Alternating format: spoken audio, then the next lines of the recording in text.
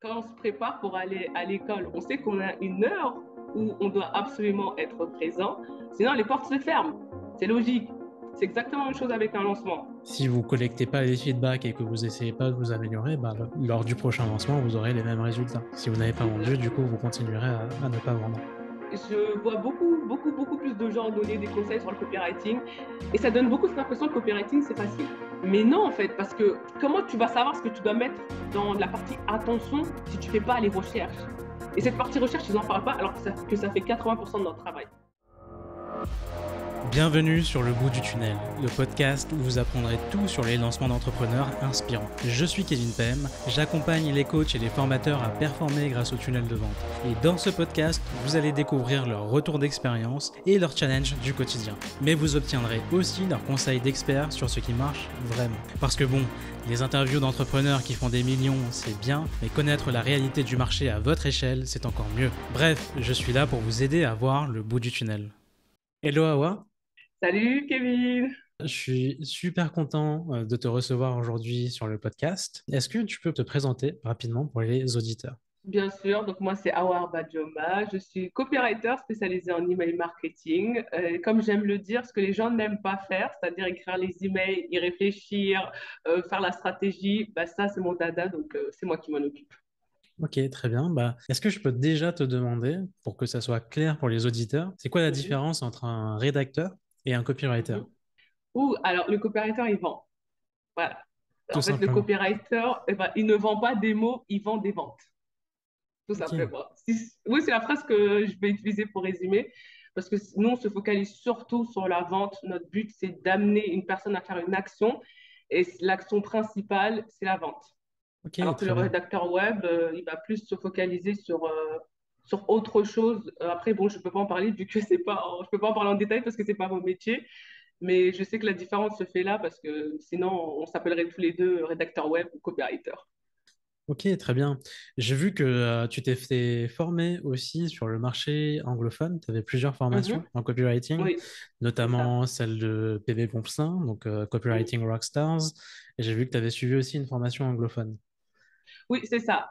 Chez les francophones, je suis partie chez PB. Donc, c'est mon chouchou, voilà, c'est mon mentor chez Copy Rockstar.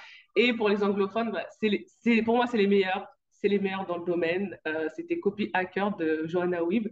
Et c'est tout un monde. Vraiment, ils ont une longueur d'avance sur nous qui fait extrêmement peur, tellement ils sont avancés. D'accord, tu as appris des choses qu'on n'avait pas encore faites encore, qu'on n'utilise pas encore sur le marché français?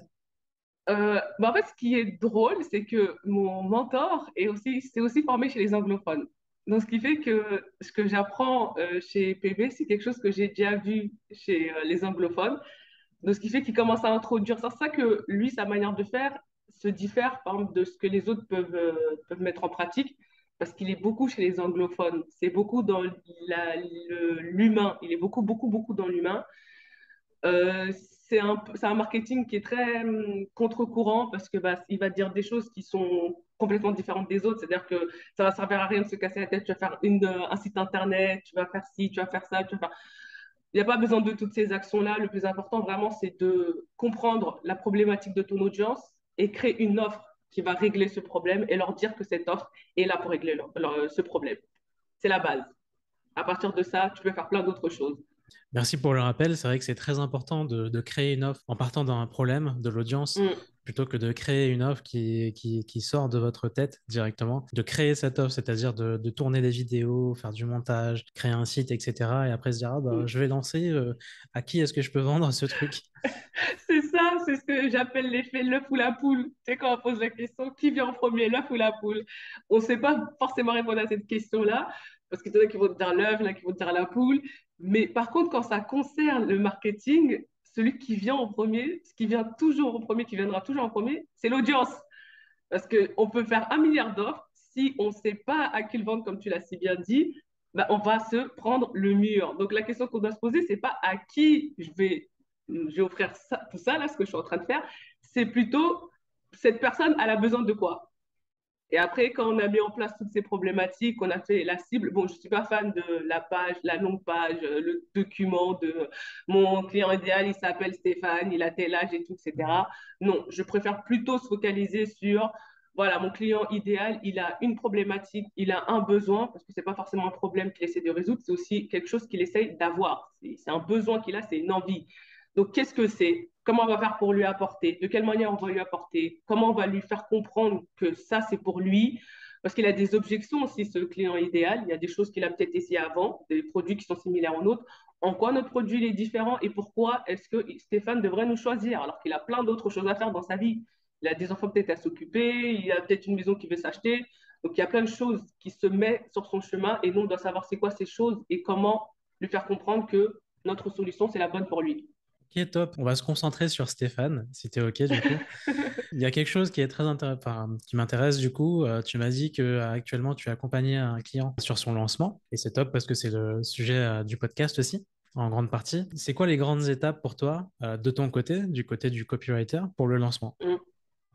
La cible, bon, je pense que les gens vont finir par comprendre que moi, c'est mon truc. La cible, en premier lieu. Donc, c'est très important de savoir pour qui sera fait ce produit et qui ça doit intéresser ce lancement. Donc, à partir de là, il faut chauffer la salle. C'est-à-dire qu'on ne va pas débarquer du jour au lendemain en disant hé les gars, j'ai un produit, regardez. C'est qui ces gars déjà? Et les personnes ne vont pas se reconnaître si on ne les appelle pas par son prénom. Si on reprend l'exemple de Stéphane, bah, c'est hé Stéphane, j'ai un produit pour toi. Et avant même de présenter le produit, il faut présenter donc le problème que ce produit va régler. Ensuite, le coopérateur, il va se concentrer sur ça. Donc, c'est quoi la problématique ici? Qu'est-ce qu'on essaie d'atteindre avec ce produit? En gros, c'est quoi? Ça va être quoi les objectifs derrière ce lancement?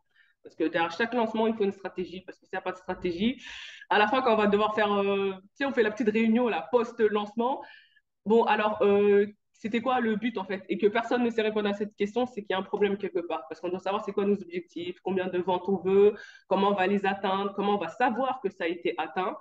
Comme ça, s'il y a besoin de refaire un même lancement du même produit, bah, on a déjà en fait une base sur laquelle on peut partir. On a des fondations et elles sont là.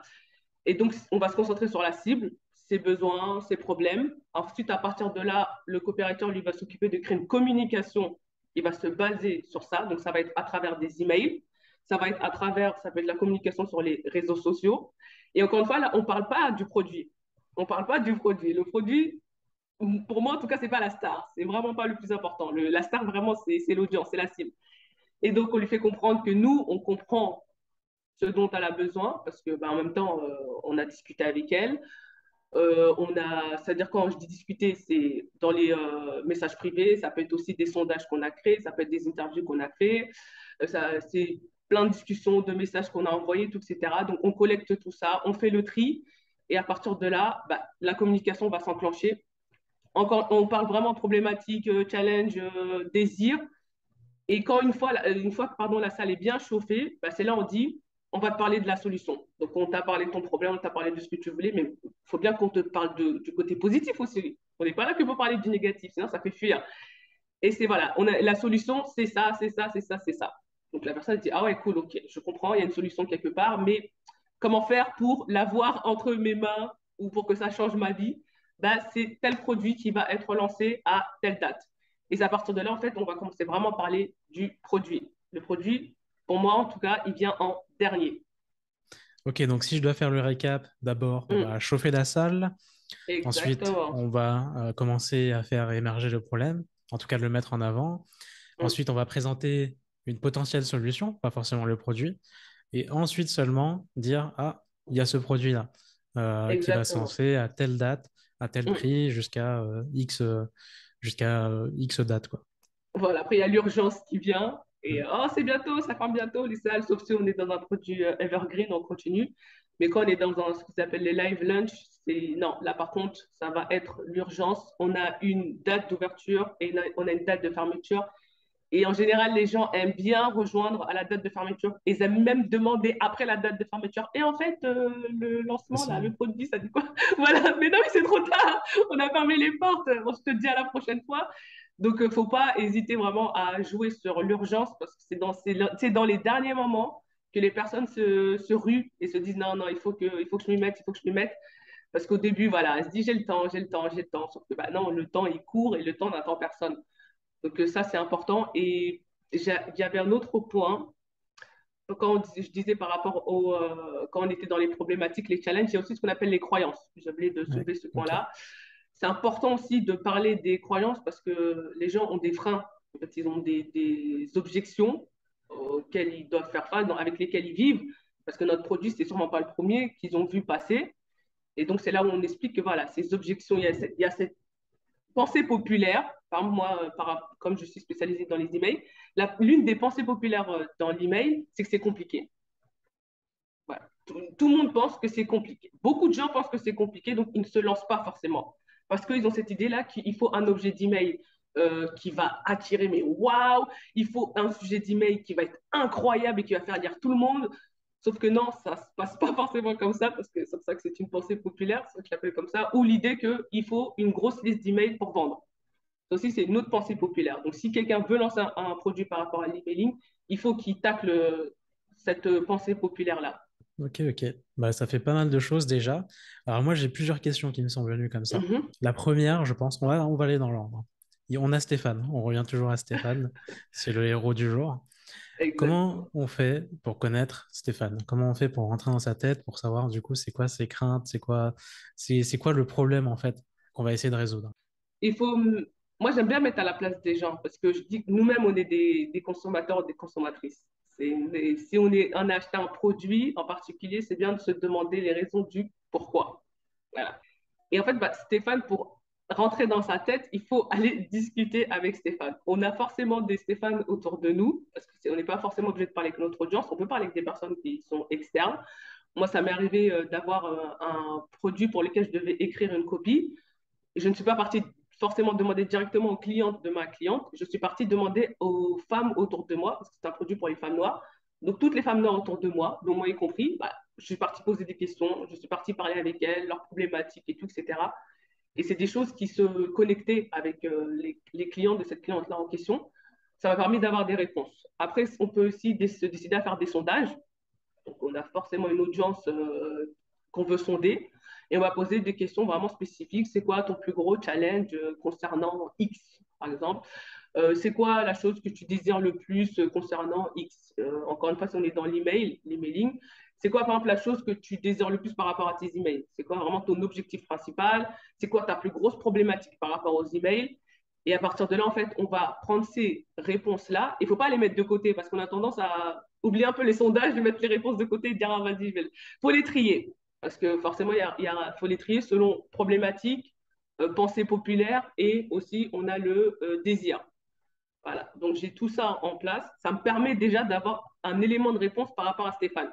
Je sais que Stéphane, par exemple, peut-être il désire par rapport à ses emails de savoir la fréquence idéale. Sa problématique, c'est qu'il ne sait pas quoi écrire, c'est une problématique vraiment. Et sa pensée qui le limite, donc sa pensée limitante, ça va être le fait de, comme je disais tout à l'heure, il faut une grosse liste pour être intéressant.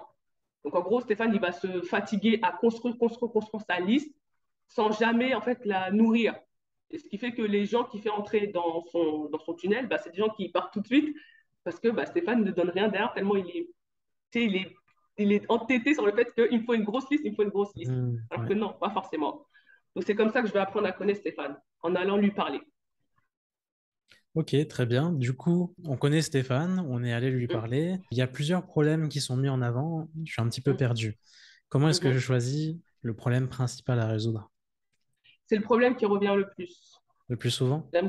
Faut vraiment se focaliser sur le problème qui revient le plus souvent.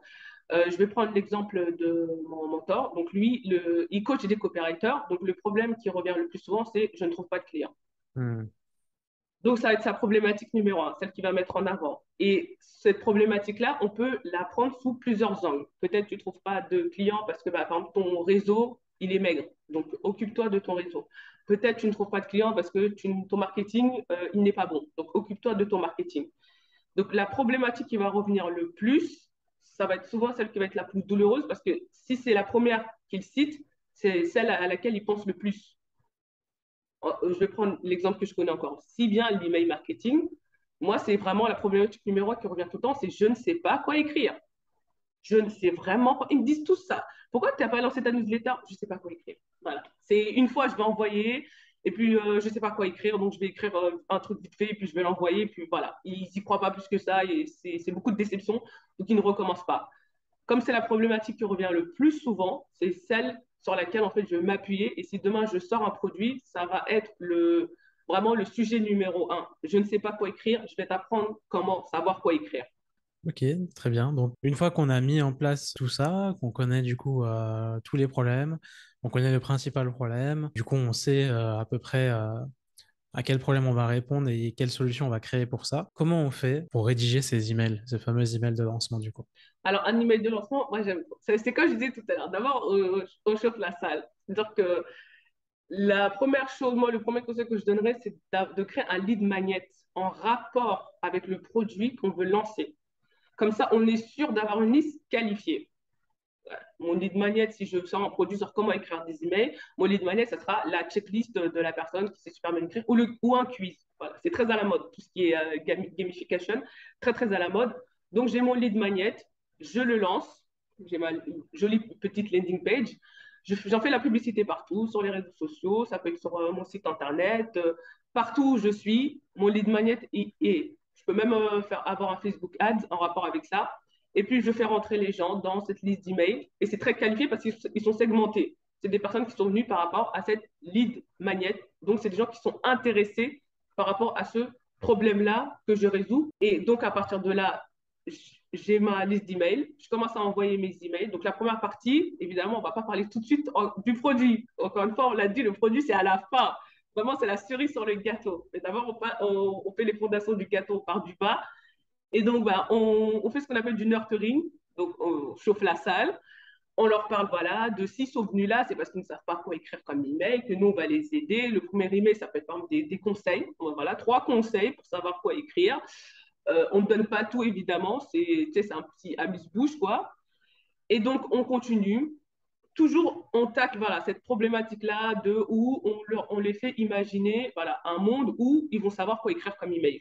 Et donc, à partir de là, voilà, on nourrit ce besoin-là, on leur fait comprendre, voilà, on les comprend. S'ils ont téléchargé sur lead magnet, ce n'est pas en rien, parce que malheureusement, il y en a qui offrent des lead magnets et derrière qui ne délivrent pas. Il faut délivrer absolument de la qualité contenu, là, vraiment, qui donne envie de rester et pas envie de partir, sinon bah, tous les efforts, ils vont servir à rien. Et en fait, plus on va envoyer d'emails, plus on va qualifier encore plus cette liste. C'est-à-dire qu'en général, quand on voit des gens partir, on a tendance à se dire oh non, bah, oh non, punaise, il est parti, un tel, c'est. Non, tant mieux, parce que c'est vraiment là, ça fait comme Colanta. Il y en a qui partent. Ceux qui devaient partir, ils devaient partir. Et resteront à la fin, c'est vraiment les plus forts et ceux qui sont intéressés de travailler avec nous. Et donc, on a bien fait le travail de nurturing, on commence à teaser. Là, on va commencer à parler un peu plus de solutions et commencer à teaser. Voilà, il y a un lancement qui arrive. Il ne faut pas oublier dans les emails de donner l'option de partir, de ne pas être sur la liste. Je vais parler de tel produit. Voilà. Si tu n'es pas intéressé, clique sur ce lien-là. Comme ça, on les segmente, on les tag. Eux, ils ne sont pas intéressés. Et donc, à partir de là, je vais commencer à parler donc problème, problème, problème. Ça va être solution, problème, solution. Et je vais agiter un petit peu. Évidemment, on reste dans la façon éthique parce que malheureusement, qui agite et qui le font un petit peu trop fort et ça devient culpabilisant. Donc, Oui. non, moi, je ne suis pas pour ça. Donc, on agite, il y a le problème, il y a la solution. Et là, on annonce. Donc là, on est dans le pré-lancement. Donc, on annonce le produit, il arrive, il va servir à faire ça, ça, ça, ça. Et à chaque fois qu'on parle du produit, il faut parler de, en fait, quel problème il résout. C'est-à-dire que chaque produit que l'on crée a des bénéfices, il y a des caractéristiques, il y a des bénéfices. Et ces bénéfices-là, il faut vraiment expliquer de manière claire pourquoi c'est important pour la personne qui les lit. C'est-à-dire que si moi, dans mon produit, je t'apprends comment écrire des emails ou par exemple des objets d'email, bah, le bénéfice que tu vas en tirer, c'est que bah, tu n'auras plus besoin de te casser la tête à essayer de trouver des idées d'objets d'email parce que ça va devenir automatique chez toi. Et c'est pourquoi c'est important parce qu'un bon objet d'email fait qu'un email est ouvert. C'est la première étape. C'est à ça que ça sert, un objet d'email, à faire ouvrir l'email. Ok. Et donc, je parle de mon produit, je le lance, j'en parle, et à la fin, en fait, bah, c'est ouvert, l'urgence, et ensuite, je ferme. Ok, donc si je dois faire un récap, on va créer un. Tu recommandes de créer un lead magnet, Oui, d'en faire la promotion, on va faire rentrer des gens dans notre tunnel, sur notre liste mail.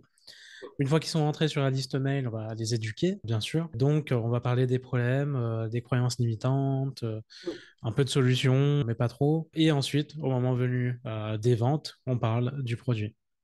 exactement. Il y a deux choses que tu as dites sur lesquelles j'ai envie de rebondir et sur lesquelles j'ai envie de te Mhm, poser des questions. C'est l'éthique, du coup, mhm, et ensuite l'urgence aussi. Souvent, quand je vais conseiller des gens sur leur lancement, ils vont me dire, ouais, je suis pas très à l'aise avec l'urgence.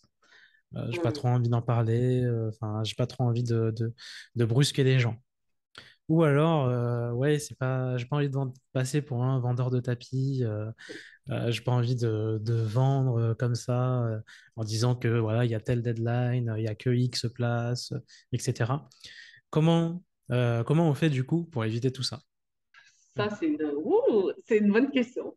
En fait, moi, l'urgence, je la vois un peu comme quand on se prépare pour aller à l'école. On sait qu'on a une heure où on doit absolument être présent, sinon les portes se ferment. C'est logique, parce que pour que tout se passe bien, pour que tout soit vraiment dans une bonne ambiance, ça a été préparé par les professeurs, il y a tout un programme à faire, il faut respecter des heures. C'est exactement la même chose avec un lancement. Si on a dit que le lancement se terminait tel jour à telle heure, ce n'est pas pour rien. C'est pas pour embêter les gens, ce n'est pas pour leur causer du tort, c'est histoire de dire, moi j'ai mon programme, les gens qui vont rentrer dedans pour que tout se passe bien, il faut que je respecte ce qui était prévu. Et pour moi, si on part du principe qu'on va brusquer, ça veut dire quoi? C'est-à-dire que c'est quelque chose qu'on voulait faire à la base. Alors que si on se dit que non, je sais que je ne vais pas être dans le brusquement parce que mon programme, il commence à telle heure, c'est tel jour, c'est que c'était comme ça que c'était fait. C'est tout à fait possible de dire aux gens, oh, écoutez, les portes, elles vont se fermer, parce que c'est la vérité, c'est pas du mensonge, les portes vont vraiment fermer. Par contre, si la personne ment et que les portes ne ferment pas, là, par contre, on n'est pas du tout dans l'éthique, et là, c'est zéro. Mais si les portes vont réellement fermer, le fait de leur dire gentiment et tranquillement, bon, écoutez, comme je vous l'avais dit, tel jour, les portes se ferment, ben, on est tel jour et les portes se ferment. Et c'est comme ça. Et il y a des gens qui ont des places limitées. Moi, j'en ai vu des programmes avec des places limitées parce qu'ils se disent c'est plus facile de me focaliser sur un groupe de X personnes parce que je sais comment le travail va se faire. Moi, par exemple, quand je parle avec les gens, je leur dis je ne prends que 3 clients par mois. Ce n'est pas pour rien, c'est parce que je sais que je vais donner toute mon énergie, toute ma concentration sur ces 3 personnes-là. Si j'en ai 5, je vais m'éparpiller et tout le monde va en souffrir. Moi, la première. Donc, non, il y a pas, pour moi, ce n'est pas non éthique, en fait, d'expliquer aux gens que bah, je suis désolée, mais les portes, elles se ferment. Ou de leur dire que bah, non, je suis désolée, je ne prends que X places. Surtout si c'est la vérité et que c'est fait avec de bonnes raisons. Donc voilà, ça c'est mon conseil, déjà de s'enlever ça. Après, pour concernant tu sais, je ne veux pas passer pour un vendeur de tapis. Déjà, si on a vraiment éduqué et qu'on est là pour servir et aider les gens, il n'y a pas de raison pour qu'on se voit soi-même comme un vendeur de tapis. Ça, pour moi, ça commence vraiment avec la manière de penser, la manière de se voir. Parce que moi aussi, au début, j'avais un peu peur avec cette idée-là de la vente. Et une fois, il y a une personne qui m'a dit, mais tu te rends compte qu'il y a des gens qui ont besoin des services que tu offres. Genre là, il y a des gens qui sont en galère, qui n'arrivent pas à écrire leurs emails. Ils attendent que toi. Et toi, tu me dis que tu ne veux pas les aider. Non, tu te lèves et tu y vas. Et tu leur dis, voilà, moi, je suis là pour vous aider. C'est gagnant-gagnant, en fait. Vous avez ce que vous désirez. Et moi aussi, j'ai ce que je désire. Tout le monde s'aide. Et puis, à la fin, si on fait un bon boulot, on n'est pas un vendeur de tapis. On est juste une personne qui a aidé une autre personne qui en avait besoin. Ok, très bonne réponse. Et très bonne analogie aussi sur l'école, du coup, si les portes ferment, ça ferme, sinon on se fait punir par le CPE. Je suis en plein dedans, en fait, c'est pour ça. Quand je dois déposer mes enfants, Je te comprends, je l'heure, te c'est comprends. l'heure. C'est ça, l'heure c'est l'heure. Très bien, on a du coup pas mal d'étapes. On a un bon petit plan d'action pour préparer les emails de lancement. Maintenant, même si je connais bien Stéphane, j'ai un petit problème. Quand c'est le moment de rédiger, quand j'ouvre le Google Docs et que c'est le moment de rédiger, j'arrive à trouver mon petit objet, mon petit aperçu et tout. J'ai mon thème de l'email. Et comment je fais pour commencer à remplir un petit peu cet email et dépasser du coup le syndrome de la page blanche? Ah, le syndrome de la page blanche. Alors, le syndrome de la page blanche, là, c'est un problème. Sa solution, c'est les recherches. C'est pour ça que j'aime bien. Le copywriting, c'est pas vraiment de l'écriture, c'est de l'assemblage. On assemble les mots qu'on a pris, qui viennent même pas de nous, qui viennent des autres. Par exemple, si Stéphane nous a dit euh, je ne sais pas quoi écrire dans mes emails parce que j'ai l'impression qu'il faut écrire un sujet super intéressant, bah, c'est le début de mon email.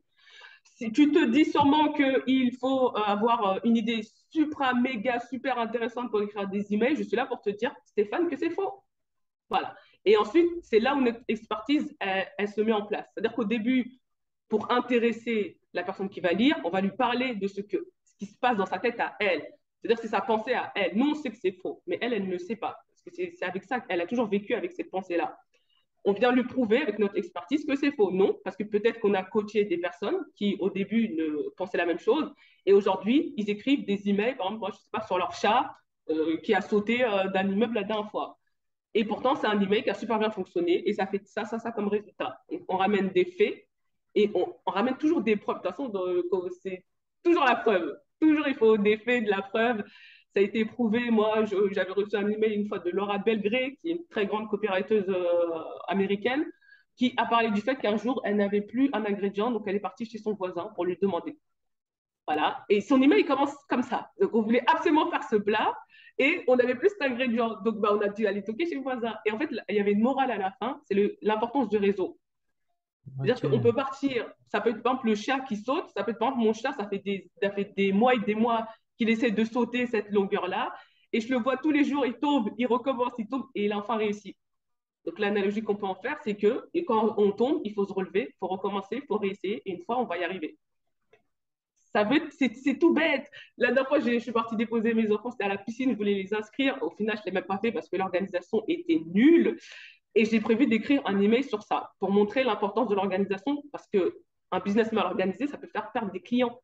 C'est une chose vraiment toute bête qui fait perdre de l'argent si on ne se concentre pas dessus. Et l'idée m'est venue quand je suis partie juste déposer mes enfants pour la piscine. C'est tout bête. Il n'y a pas besoin de se dire, oh, il faut que j'écrive le dernier email de fou malade et tout. Non, c'est vraiment simple. Donc, on est là pour dire à Stéphane, je sais que tu es en train de te dire ça. Je le sais, Stéphane. Tu me l'as dit. C'est tes propres mots. C'est ça que c'est important de prendre les mots de notre audience et de ne pas forcément censurer.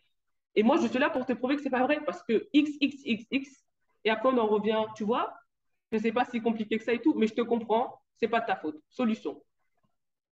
Ok, Voilà. très bien. Je rebondis sur un truc que tu as dit.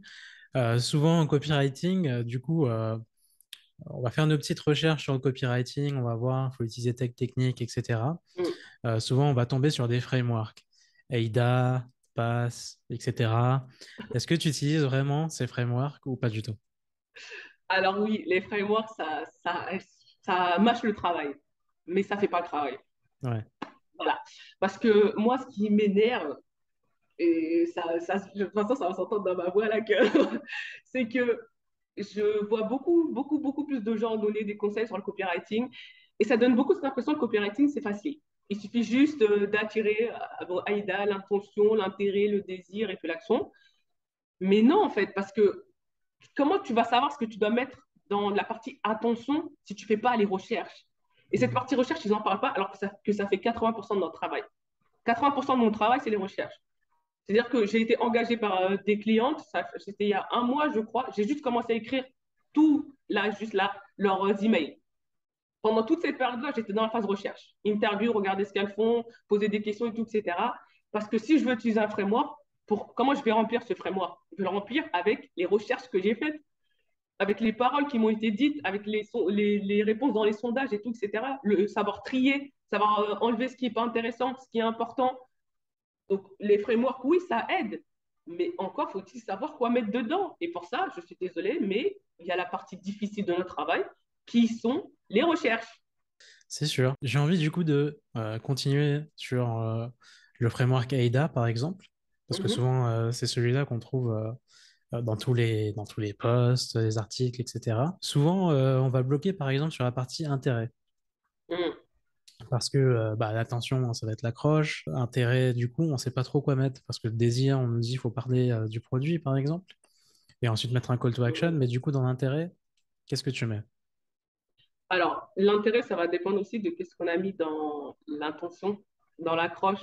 Si par exemple, mon accroche, ça a été par rapport, pour reprendre l'exemple de Stéphane et ses emails, si ça a été par rapport au fait que bah, Stéphane, il a du mal à écrire ses emails, donc ça serait une accroche du genre écrire ses emails, ce n'est pas aussi compliqué.